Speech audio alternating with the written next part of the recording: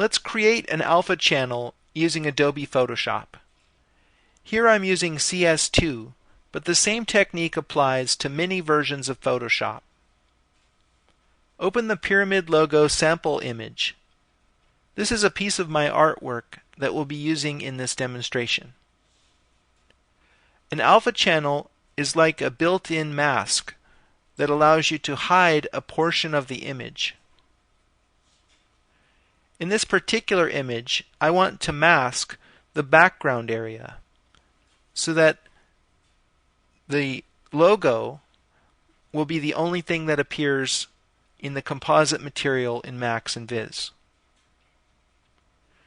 Now this background is more or less a flat color, so we can use the magic wand to easily select that area. Set the tolerance at 30 and make sure anti-alias and contiguous are checked. Click somewhere in the background to make a selection. This selection is the inverse of what we want. Go to the Select menu and choose Inverse. Now we've selected the logo. This is what we want to show in the final image. Open the Channels palette. Right now we have 3 channels, red, green, and blue.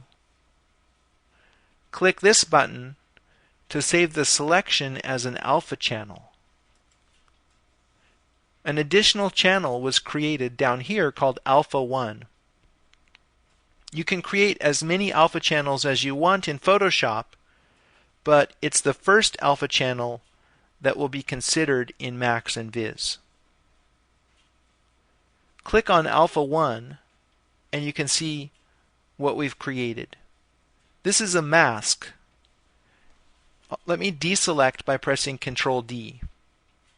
This mask reveals the logo in the white area and it hides the logo in the black area. Notice that the transition is a little bit rough because of the way that we use the magic wand tool to select the pixels. We can smooth that out by blurring the alpha channel slightly. Go to the Filter menu under Blur and select Gaussian Blur. Set the radius at a very small value, something like 0.5 pixels. And that will clean up the border so that it's not quite as pixelated. Go back to the RGB channels, and now it's necessary to save the image in a format that supports an alpha channel.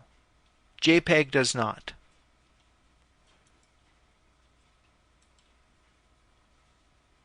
Select the TIFF format and save this file as pyramidlogo.tiff.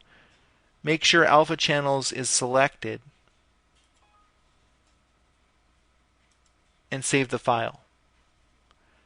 I'll use LZW compression to make a slightly smaller file.